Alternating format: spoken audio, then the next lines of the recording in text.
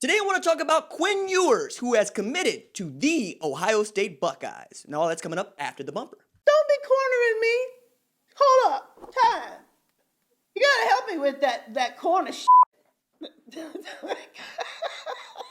What's up, kinfolk? It's RJ Young. I am not on a step mill. Consider hitting the like and subscribe button because I upload a video every single day. It's always college football related, sports related. We have a good time. Today, I want to talk about Quinn Ewers. Yes, about 24 hours too late, but I've had some moving and some shaking going on in my life that I can't wait to tell y'all about a little bit later. But today, I want to talk about Quinn Ewers and more like that Ohio State Buckeyes life.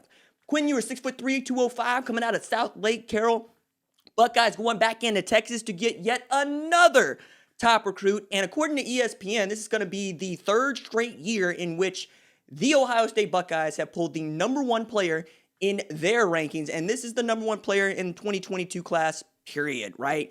Ewers sees it, throws it. The man is good on his feet and has been playing upper echelon Texas high school football for a very long time. My guy, Colin Kennedy over at OUinsider.com has had nothing but good things to say about Quinn Ewers. And for those of you that don't know, let's back up here.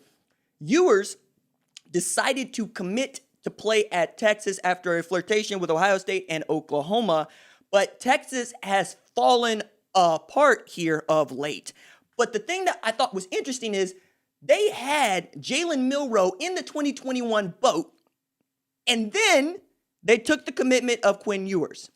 Milroe decides to decommit from Texas, citing that Mike Yurcich was not, very high on him, the new offensive coordinator at Texas, after Tim Beck and Tom Herman were going to bring Jalen Milroe in to Texas, coming out of Katy Tompkins. Milroe then commits to Alabama, strengthening their number one overall 2021 recruiting class. But that also meant that Ewers might have just found what he liked. Turns out, no. The way that Texas has been going, how bad they have performed, and how anemic that offense has looked certainly factors into it, right? And then take into account what Ryan Day and the offense at Ohio State have been doing for the last 3 years. It's been outstanding. And they've had a first-round draft selection at quarterback each of the last 2 years. I'm counting Justin Fields in there, right? The last two guys that they've had. And then depending on how you want to characterize Joe Burrow and his development, they had him first. They just went with Dwayne Haskins. And then the next year, the guy that transferred, or the year after that, the guy that transferred to LSU ends up being the number one overall pick to his native Cincinnati. The only thing that I have disparaging to say about Quinn Ewers is that mullet was not really working for me, dog. Was not really working for me. 2022 class for Ohio State includes these, oh my goodness, this bevy of all-stars. Gabe Powers, CJ Hicks, Desan McCullough, Tegra Tishabola, and Jair Brown, along with Benji Gosnell. Like, they are actually putting together another top 5 minimum recruiting class at Ohio State. This is going to be another year in which they compete for a national recruiting championship. They're right there on the precipice of doing that in 2021.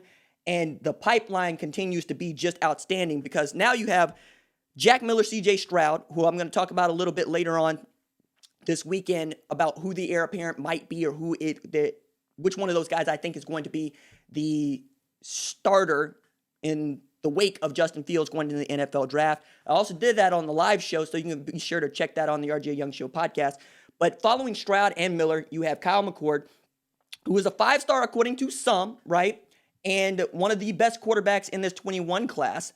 Outstanding player. Like, he's number 22 nationally in 247 Sports Composite, right? Moved up with the new rankings.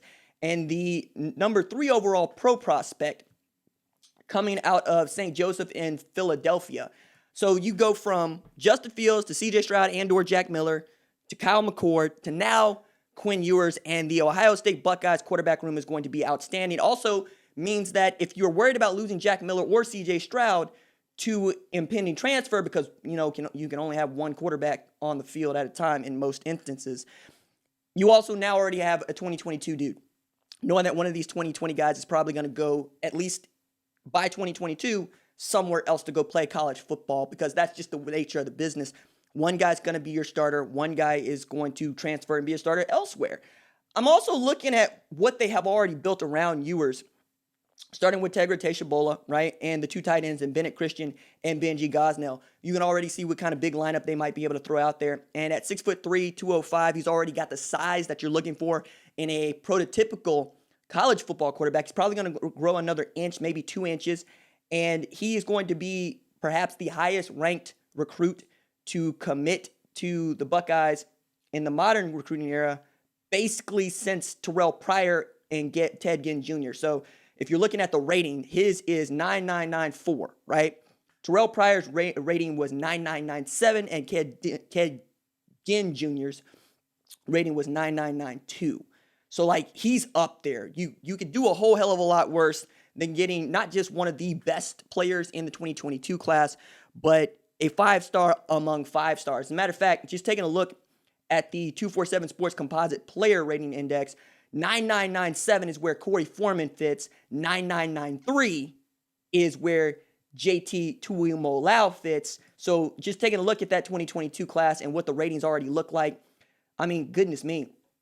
We're talking about 9996 and basically 9994 for Ewers, which has been remarkable when you think about how difficult it is for some quarterbacks to rate that highly. I mean, Justin Fields and Trevor Lawrence, I don't think they rated that highly. Matter of fact, let me go check that out right quick since I'm already over here. No, I'm wrong. Both of those guys rated very high. 99, just basically near 1 for Trevor Lawrence, and 98. So 99, 98 for Trevor Lawrence and Justin Fields. Like, that's stupid. Those guys are so good.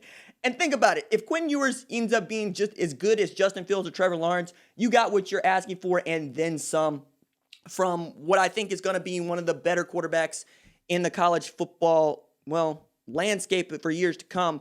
And it also puts Ohio State in a position to not just compete for a national championship this year, but next year and the year after that and the year after that. And the Buckeyes continue to put guys in the NFL draft. The Buckeyes continue to go into Texas and pull guys back out of Ohio into Ohio State.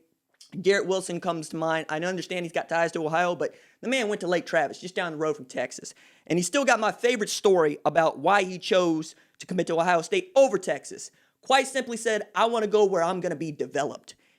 Yikes, right? Because now Garrett Wilson, for my money, is the best wide receiver for Ohio State. Though if you pick Chris Olave, I'm not going to fight you, right? I'm not going to fight you. And then think about some of the other guys that are already going to be upperclassmen by the time Quinn Ewers gets there. Guys like Julian Fleming, guys like Jackson Smith and Jigba, and on it goes. Like, I can't wait to see what G. Scott turns out to be. You add a couple more tailbacks to that class, and they're going to be remarkable. Shout out to Ryan Day and what he's been able to do and just recruit at a level that we have not seen from Ohio State since Urban Meyer's first year there in, I want to say, 2012. All right, that is it for me. Deuces.